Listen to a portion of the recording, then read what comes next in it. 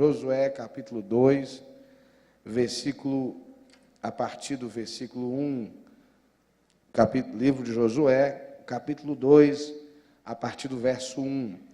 Eu sei que a nossa igreja tem pelo menos umas 3 congregações, né? A gente se reúne no domingo de manhã, no domingo à noite, na terça, mas eu quero te encorajar a ouvir o sermão de domingo de manhã pela internet, né? Quero te encorajar, foi uma palavra que o Senhor nos confiou, e essa palavra, num certo sentido, está linkada com essa palavra. No domingo passado, na parte da manhã, eu quero te desafiar a ir até o canal do YouTube da igreja, é Catedral Metodista, né? Você vai achar lá no YouTube de Petrópolis, você vai achar lá e você pode ouvir não só essa, mas várias outras ministrações que estão lá. Eu quero hoje pensar em mim e você como nova criatura. Quero te desafiar a pensar nessa verdadeira identidade que brota da minha união com Cristo. Rubens, desculpa, filho, mas está sobrando aqui na frente. Nós estamos vivendo um tempo, irmãos, em que, e não é de hoje isso, em que o ser humano foi colocado no topo. O ser humano foi colocado num lugar muito alto. E isso já tem bastante tempo. Isso já tem mais de 400 anos que esse movimento, né, teve um movimento importante na história. Quem estuda história, chamado de Renascença, né, humanismo, todo mundo que estudou história estudou esse momento da história onde o ser humano se achou no direito, se viu grande, né? E por conta disso, e esse processo continuou, avançou, e a cada dia ele ocupa lugares maiores. A gente cresce achando que o mundo gira ao nosso redor. A gente cresce e vive achando que as coisas giram ao redor de nós, achando que de certa forma, a gente está no centro da vida de todo mundo e que nós temos o poder de mudar todas as coisas, de ter o que a gente quer, de alcançar o que a gente quer. E isso cria em nós uma distorção de identidade. Foi o que nos levou a pensar nessa série de pregações e a orar por essa série de pregações. Sugere em nós uma crise de identidade onde a gente começa a ter uma visão errada a respeito da gente.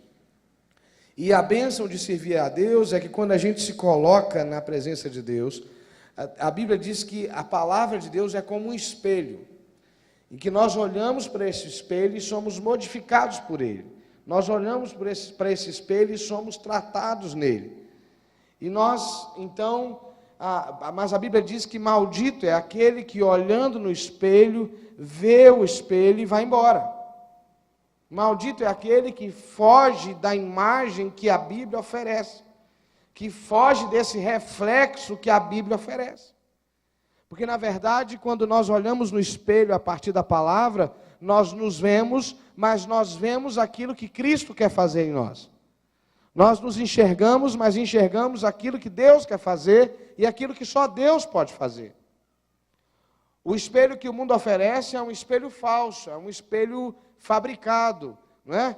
Você já viu os comerciais de televisão, não é? Que vendem carro como se estivesse vendendo uma nova identidade, não é? Onde você entra no carro e você vira o tal, né? Linhas de telefone celular que vendem, né, celular como se você se tornasse, né, para o mundo, né, o homem, o tal do ligador, que você associa rapidinho com pegador, porque tem um monte de mulher do lado dele. É verdade, né? A ideia de que a sociedade vai criando uma imagem, né, e os homens estão mais suscetíveis a isso do que as mulheres.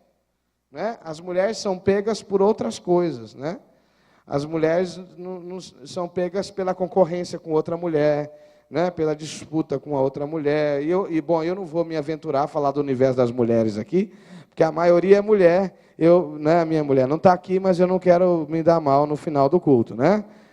Mas o fato é que o mundo o tempo inteiro está tentando construir uma identidade para nós. E, ultimamente, o mundo resolveu até que quer criar uma identidade para os nossos filhos. Resolveu até e decidiu até ditar a identidade dos nossos filhos. Só que a gente não vai deixar isso em nome de Jesus. Nós vamos ensinar eles a combater esse tipo de malignidade que o mundo está estabelecendo. Mas eu encontro na Bíblia a história de uma mulher que não é, e aí só de eu falar que a história de uma mulher já é diferente, né? Porque sempre que a gente vai procurar alguém que é referência na Bíblia, na maioria das vezes a gente pensa num homem, né? Porque a Bíblia não é um livro, é um livro de muitas mulheres, mas não se fala nominalmente de muitas mulheres. Porque o universo era patriarcal, era dos homens, era o mundo dos homens. Mas essa é uma mulher que marca a história. Essa é uma mulher que é colocada num lugar de honra na história da fé. E o nome dela é Raabe. Quem já ouviu falar de Raabe? Então nós vamos falar hoje, a partir de Raabe, sobre a nossa verdadeira identidade em Jesus. E para isso, então, Josué 2, a sua Bíblia está aberta, mesmo assentados, diz assim, a partir do versículo 1. De Sitim enviou Josué, filho de Num, 2 homens, secretamente, como espias, dizendo: andai e observai a terra de Jericó. Foram, pois, e entraram na casa de uma mulher prostituta, cujo nome era Raabe, e pousaram ali. Então se deu a notícia ao rei de Jericó, dizendo: eis que esta noite vieram aqui uns homens dos filhos de Israel para espiar a terra. Mandou, pois, o rei de Jericó dizer a Raabe: faze sair os homens que vieram a ti e entraram na tua casa, porque vieram espiar toda a terra. A mulher, porém, havia tomado e escondido os 2 homens e disse: é verdade que os 2 homens vieram a mim, porém eu não sabia de onde eram. Havendo-se de fechar a porta, sendo já escuro, eles saíram. Não sei para onde foram. Ide após eles depressa, para que os alcanceis. Porque os alcançareis. Ela, porém, os fizera subir ao eirado e os escondera entre as canas do linho que havia disposto em ordem no eirado.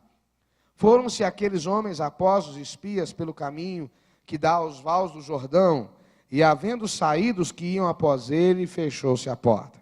Antes que os espias se deitassem, foi ela ter com eles ao eirado. E lhes disse: bem sei que o Senhor vos deu essa terra, e que o pavor que infundis caiu sobre nós, e que todos os moradores da terra estão desmaiados, porque temos ouvido que o Senhor secou as águas do Mar Vermelho diante de vós, quando saíeis do Egito, e também que fizestes aos 2 reis dos amorreus, Seom e Og, que estavam além do Jordão, os quais destruístes. Ouvindo isto, desmaiou-nos o coração, e em ninguém mais há ânimo algum por causa da vossa presença. Porque o Senhor vosso Deus é Deus em cima nos céus e embaixo na terra. Agora, pois, jurai-me, vos peço pelo Senhor, assim como usei de misericórdia para convosco, também dela usareis para com a casa de meu pai, e que me dareis um sinal certo, de que conservareis a vida do meu pai e a minha mãe, como também a meus irmãos e as minhas irmãs, com tudo que têm, e de que livrareis a nossa vida da morte. Então lhes disseram os homens: a nossa vida responderá pela vossa, se não denunciardes essa nossa missão. E será, pois, que dando-nos o Senhor esta terra, usaremos contigo de misericórdia e de fidelidade. Ela então os fez descer por uma corda pela janela, porque a casa em que residia estava sobre o muro da cidade. E disse-lhes: ide-vos ao monte, para que porventura vos não encontrem os perseguidores. Escondei-vos lá 3 dias até que voltem, e depois tomareis o vosso caminho.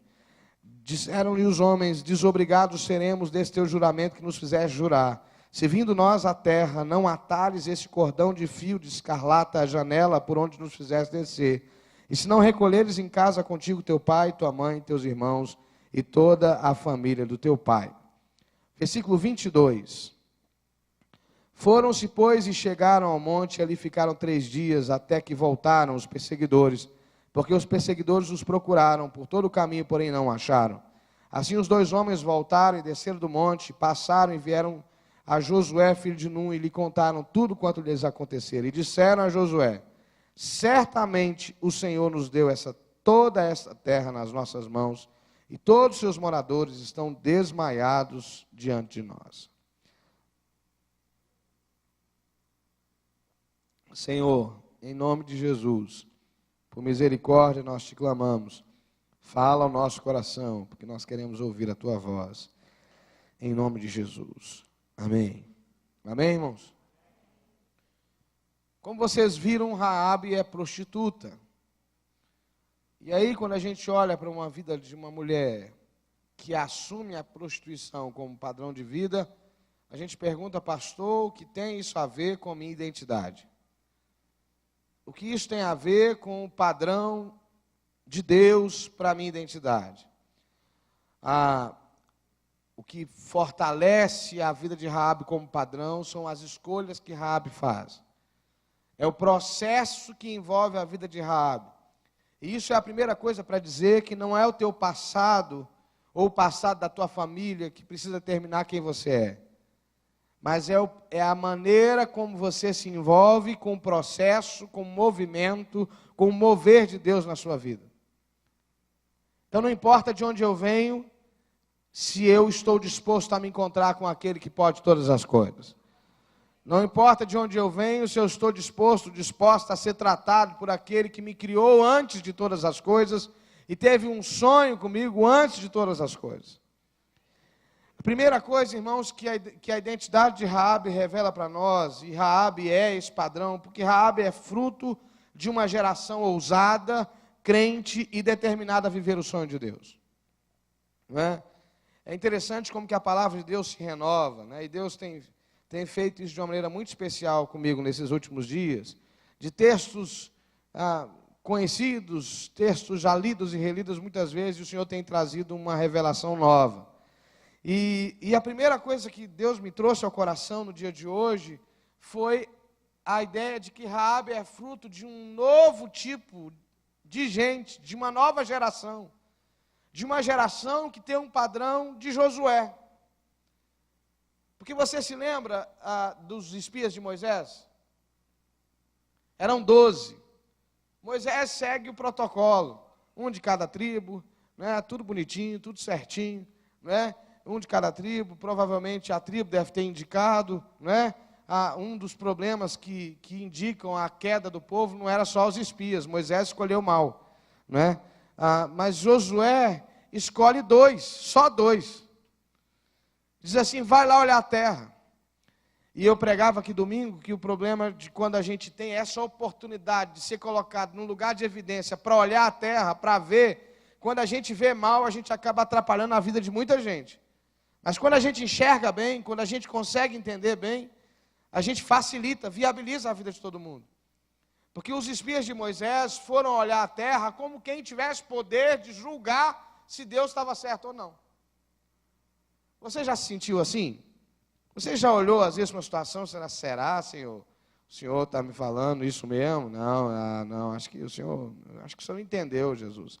Se o Senhor conhecesse a realidade um pouquinho melhor, o Senhor ia me dizer outra coisa. Só assim baixinho, quem já fez isso aqui? Deixa eu ver, quem já fez isso aqui? Né? Não é? Não é? Deus apresenta um cenário para a gente dizer assim, não, que isso, tal. Os espias de Moisés cometeram esse erro.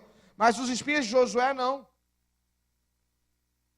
Josué, primeiro eles vão olhar a terra, eles entram na terra e eles olham a terra pelos olhos de Deus. Eles são sensíveis ao que Deus quer fazer. Porque eles podiam ter entrado na terra e olhado Raabe como prostituta e como prostituta tratado ela. Mas eles enxergam em Raabe o coração do povo da promessa. Eles olham para Raabe e veem em Raabe o coração do povo da promessa. Diz assim, essa mulher pode entrar conosco, porque ela é da nossa mesma natureza, ela está vendo, ela está crendo, ela está seguindo. E eles incorporam, acolhem Raabe. É o primeiro item de sensibilidade. Eles estão sensíveis ao mover de Deus. Esses espias, além de sensíveis ao mover de Deus, eles são capazes de discernir o que Deus quer fazer. Eles chegam para Josué e dizem assim, Josué, a terra é nossa. Porque o povo está desmaiado lá. Olha o que diz o versículo 24. Certamente o Senhor nos deu toda essa terra nas nossas mãos e todos os seus moradores estão desmaiados diante de nós. Os espias de Moisés chegaram fazendo o quê, irmãos? O povo é gigante, a terra é boa, mas o povo é gigante, não vai dar para vencer. Esses aqui podiam ter chegado a dizer assim, Josué, a muralha é gigante. Os caras já estão sabendo que a gente está chegando. Está todo mundo sabendo, o Josué, vai ser muito difícil. A gente não vai conseguir pegar de surpresa, não. Não podiam chegar assim? Ó, está todo mundo lá de olho aberto, com todos os olhos abertos para saber o que vai acontecer. E a gente estava lá na casa da prostituta e os caras passaram lá, não sei se eu posso confiar naquela mulher, não. Ela deve ter contado para eles o que a gente vai fazer. Nós estamos enrolados. É isso que os caras fazem? Hein, irmãos? Não. Eles enxergam o mover de Deus, eles percebem o mover de Deus, e por causa disso a vida de Raabe é salva. O que eu quero dizer para você? A primeira coisa, o primeiro dado da nossa identidade é que nós precisamos nos alinhar mais com a geração gerada pela vida de Josué do que com aquela geração dos espias que levam o povo à derrota. Se eu quero viver minha verdadeira identidade em Cristo, eu preciso aprender a crer no que Deus quer fazer. Eu preciso aprender a perceber o mover de Deus aonde eu estou plantado. Amém, irmãos?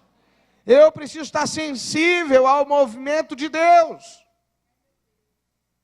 Quantos estão sensíveis ao movimento de Deus aqui?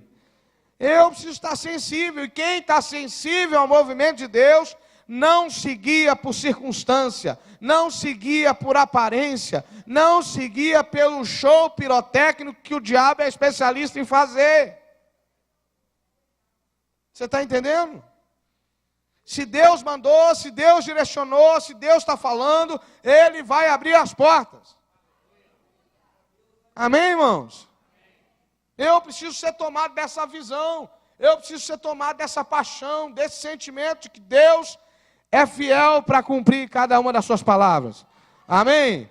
Diga comigo assim, Deus é fiel para cumprir cada uma das suas palavras. Amém, irmãos?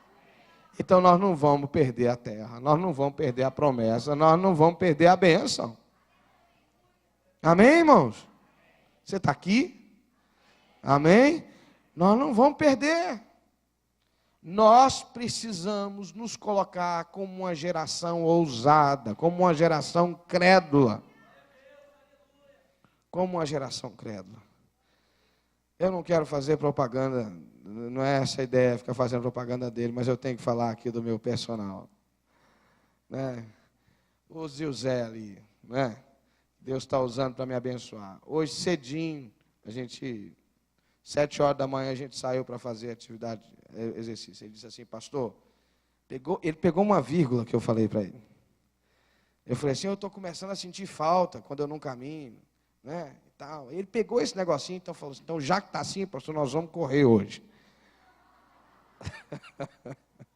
Né? E usando a habilidade dele, a formação profissional dele, me colocou para correr. Só início. E o último tiro que eu daria daqueles picos de corrida que ele me colocou para fazer, ele disse assim, pastor, esse vai ser o melhor de todos. Irmãos, eu já estava... Entendeu? Esse vai ser o melhor de todos. E eu fui, irmão. Não sei se foi o melhor. Mas eu saí dali para dar aquele tiro dizendo assim, vai ser o melhor. Entendeu? Não sei se foi o melhor, mas eu falei, vai ser. Estava sem força, mas meti o pé para falar assim, tem que ser o melhor. A gente precisa de uma geração assim, que olhe para si mesmo, que olhe para a sua casa, que olhe para a sua família, que olhe para a igreja, que olhe para o lugar, você vê problema, você vê limitação, você vê dificuldade, mas você diz assim, esse é o melhor tempo que nós temos, essa é a melhor oportunidade que Deus nos deu, e nós vamos viver o melhor de Deus nesse tempo. Amém, irmãos? Nós não vamos ficar olhando para problema, nós não vamos ficar olhando para dificuldade, nós vamos olhar para a promessa de Deus. Está entendendo, meu irmão? Pergunta ao teu irmão assim, está entendendo? Pergunta ele, está entendendo? Está entendendo? A gente tem que crer. Porque a nossa fé mobiliza as pessoas. E a nossa incredulidade também mobiliza. Na verdade, a nossa incredulidade imobiliza. Coloca atadura sobre as pessoas. Sabe? A gente tem que tomar muito cuidado com o que a gente diz para os filhos, o que a gente diz para as pessoas que a gente tem influência sobre elas, porque a nossa palavra tem muita força. Então, o primeiro item da identidade de Raabe não é nem dela. Vem de uma geração que Deus levanta. E olha que não tem nem muito, Josué só manda 2. Mas os caras dizem assim, Deus já nos deu a terra, Josué. Deus precisou dizer para Josué várias vezes, seja forte e corajoso. Seja forte e corajoso. Seja forte. Irmão, Josué devia estar cheio de medo. Você imagine que tragédia que seria se os 2 espias chegassem com um discurso de derrota. Já imaginou que tragédia que seria? Então, Raabe e a conquista de Jericó é fruto de uma geração que crê. Então fala assim, eu creio no milagre. Eu creio no milagre de Deus sobre a minha vida. Eu creio no renovo de Deus sobre a minha vida. Eu creio. Amém, irmãos? A segunda característica da identidade que brota em Raabe é que Raabe é mulher de coração sensível e disposta a mudar de vida. Raabe é prostituta, mas ela não está conformada com a sua vida. Entende? Raabe está toda errada, mas ela não se conforma. Tanto que ao ver os espias, ela vê neles e no conteúdo da sua fé uma oportunidade de mudar a sua história. E por isso ela está disposta a correr risco, fazer aliança, dar sinais de mudança. Então, uma das características de um povo, segundo o coração de Deus, é que esse povo é um povo inconformado com o estado de degeneração que muitas vezes nós nos encontramos. A gente não pode se conformar com uma espiritualidade mediana. Nós não podemos conformar, sabe? A gente não pode se conformar com pecado. Nós não podemos nos conformar com a derrota. Nós não podemos nos conformar com a desistência, com a murmuração, com a maledicência. Não! Eu preciso ter coragem de olhar para a minha vida e dizer assim, meu Deus, não está bom. Pode ser melhor.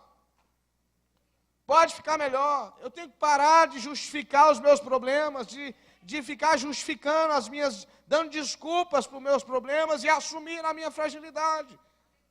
Porque quando eu faço isso, irmãos, eu vejo a oportunidade que Deus abre. Eu vejo a oportunidade que Deus abre.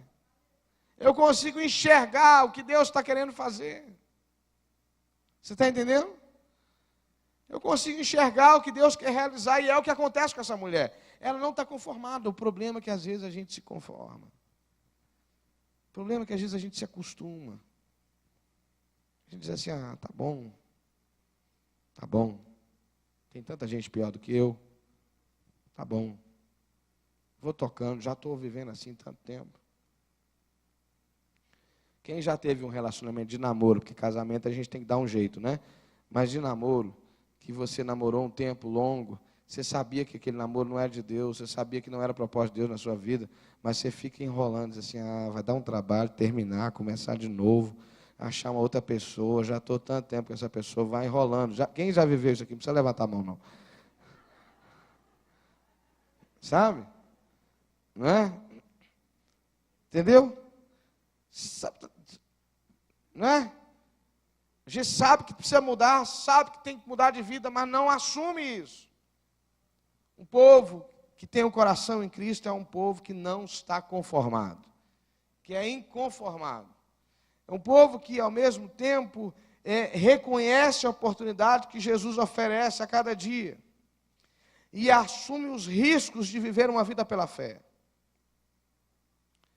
Quando a gente tem clareza que a gente foi acolhido, aceito, amado, é querido por Deus, a gente não tem medo de correr risco.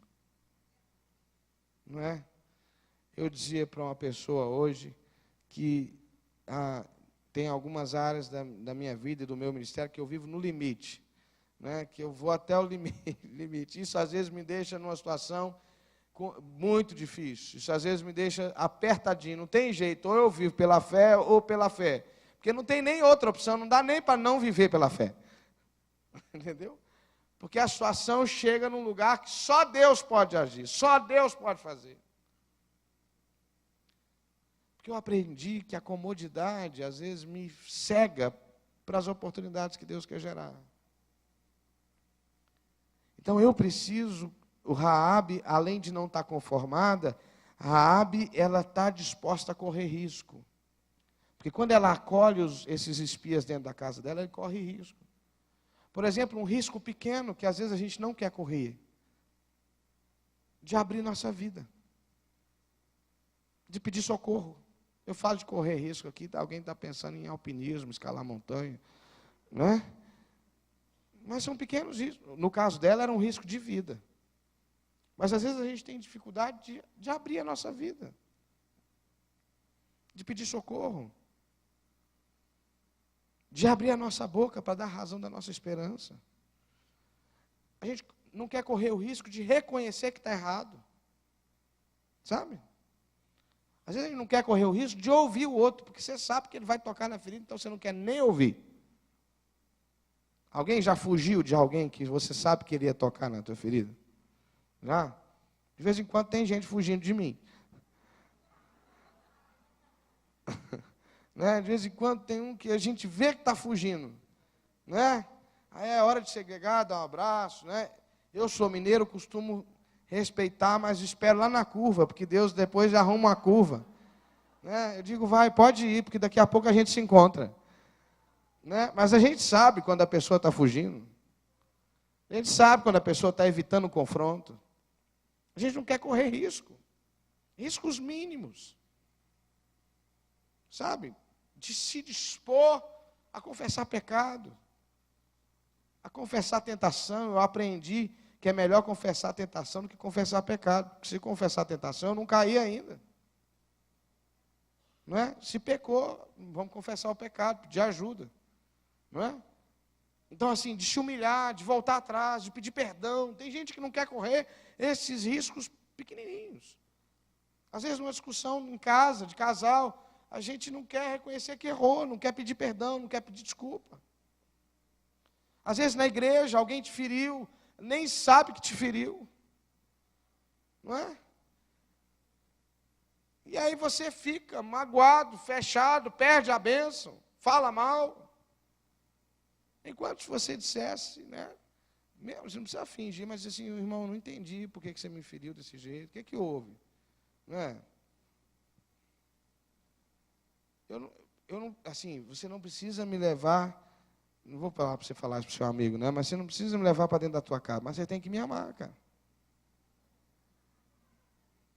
Você pode até não me aceitar como um amigo no teu Facebook, mas você tem que me amar. Porque a gente é irmão em Cristo, a gente vai morar junto lá no céu. Eu não sei quais são os riscos que você precisa correr. Mas quem quer viver vida nova, precisa estar disposto a correr risco. Para viver o melhor. Entendeu? Porque quando a gente corre risco, a gente se coloca vulnerável. Por exemplo, eu me lembro de uma irmã querida, né? Há muitos anos atrás, por isso eu posso falar. Ela me procurou, eu já contei isso aqui. Depois de uns 8 meses, 10 meses que eu estava na igreja, ela virou para mim e falou assim, pastor, eu tenho uma coisa para dizer para o senhor. Eu sempre me dei muito bem com os pastores aqui. Sempre deu tudo certo. Mas eu não consigo me simpatizar com o senhor. Ela disse assim para mim, eu não consigo me simpatizar com o senhor. Aí eu olhei para ela, dei um sorriso e falei assim, minha irmã, é normal, né? A gente gosta mais de um do que do outro, não tem problema não, me dá um abraço aqui, deixa eu orar por você. E ela já saiu dali leve. Né? É minha amiga no Facebook, ó. Entendeu? Ela não foi ali para me afrontar, ela não foi ali para dizer, para me apontar defeito, ela foi ali para abrir o coração dela. Entendeu? E a gente está sempre pronto a acolher quem está de coração aberto. Não é? A gente está sempre pronto a acolher quem está de coração aberto. Mas aquela mulher, eu tenho certeza, saiu leve dali. Ela correu risco e saiu leve dali.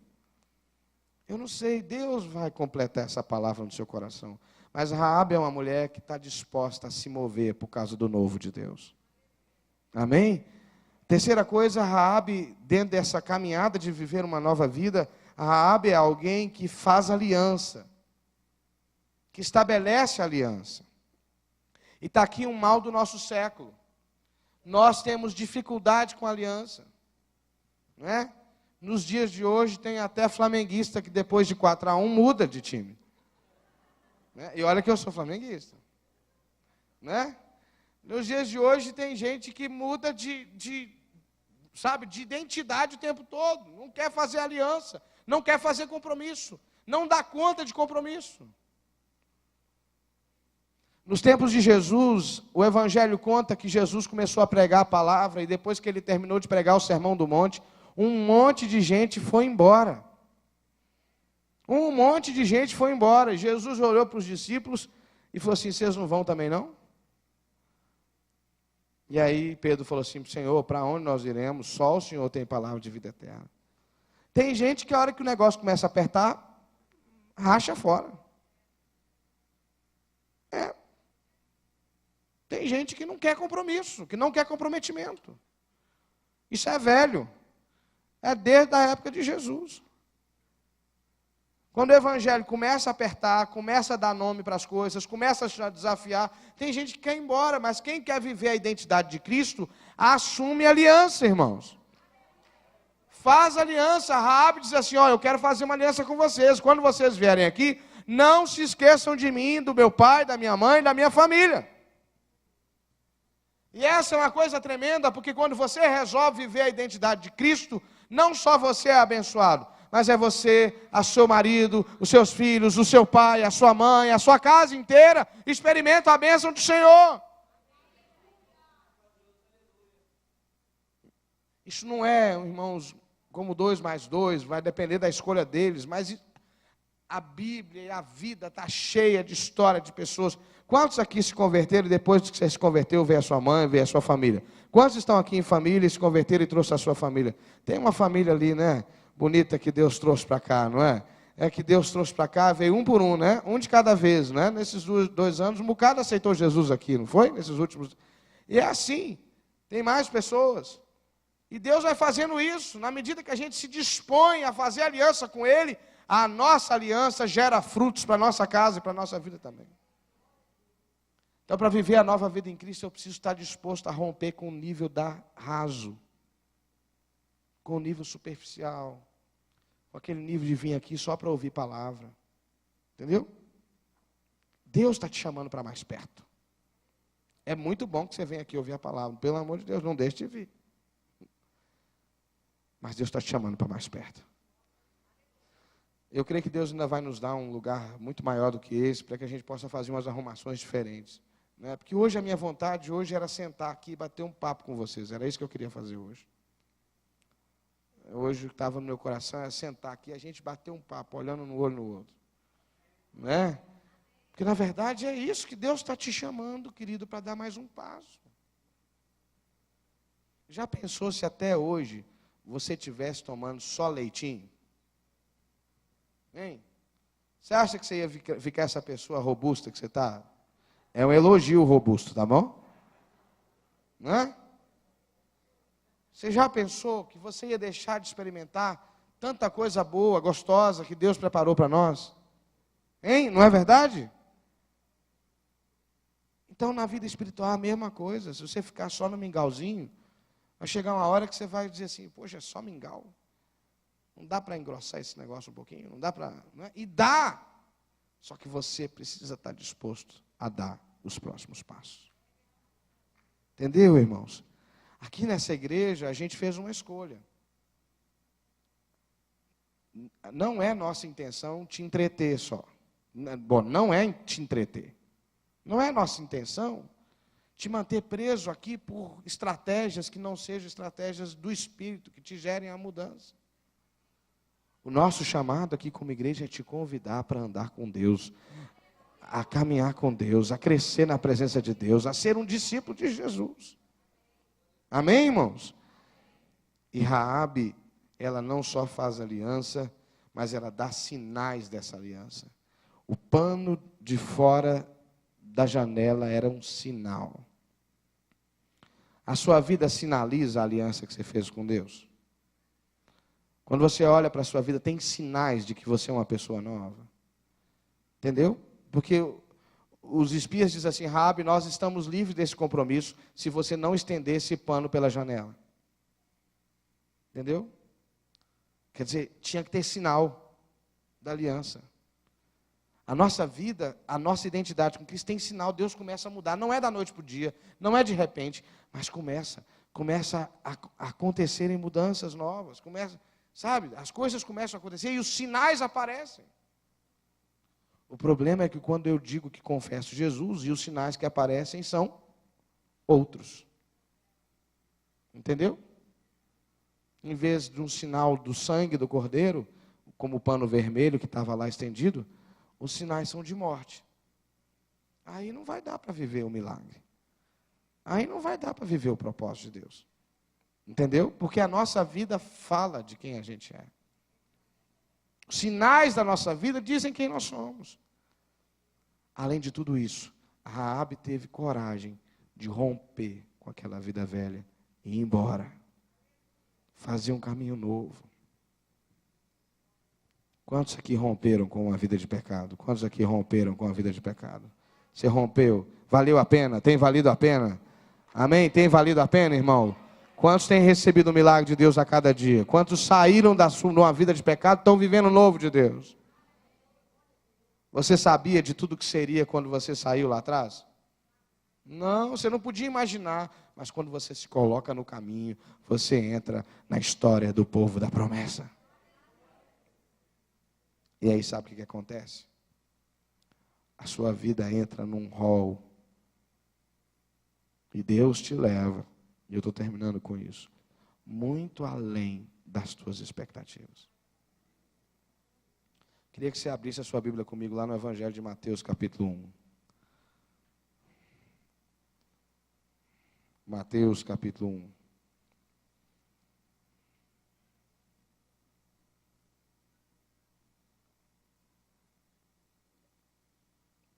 Mateus 1 diz assim: livro da genealogia de Jesus Cristo. Você está acompanhando comigo? Capítulo 1.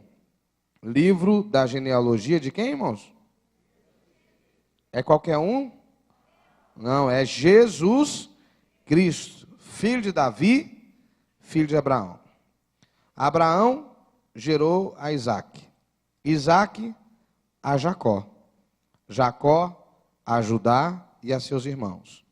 Judá gerou de Tamar a Pérez e a Zera. Pérez gerou a Esrom, Esrom a Arão. Arão gerou a Aminadab. Pastor, onde vai dar esse negócio? Calma. A Aminadab a Naasson. Naasson a Salmão. Salmão gerou de quem, irmãos? De Raabe. A Boaz. Este de Rute gerou Obed. Obed a... E Jessé gerou quem? Davi, ao rei Davi. E essa é a genealogia de quem, irmãos? Jesus, ó. De sorte que todas as gerações, lá no versículo 17. E Jacó gerou a José, marido de Maria, da qual nasceu Jesus, que se chama o Cristo. De sorte que todas as gerações, desde Abraão até Davi, são 14. De Davi até o exílio da Babilônia, 14. E desde o exílio da Babilônia até Cristo, 14. Sabe onde Raabe entra? Ela entra na ascendência de Jesus. Aqueles que são usados para gerar Jesus, Maria, que foi a mãe de Jesus, de onde foi gerada, José, que é o marido dela, é descendente de quem? De Raabe. Sabe por que tem esse capítulo aqui cheio de nome que a gente não sabe nem quem é? Junto de Raabe tem outros improváveis aqui, para dizer para você que quando você resolve mudar de vida e resolve assumir a identidade de Cristo, Cristo coloca o teu nome no rol do povo da promessa. E a sua vida faça fazer parte da história da revelação de Deus nessa terra. Você está entendendo isso? Você podia imaginar que Jesus, o homem, é da descendência de uma prostituta? Mas não é qualquer mulher. É uma mulher que teve coragem. Coragem de assumir uma nova identidade em Deus.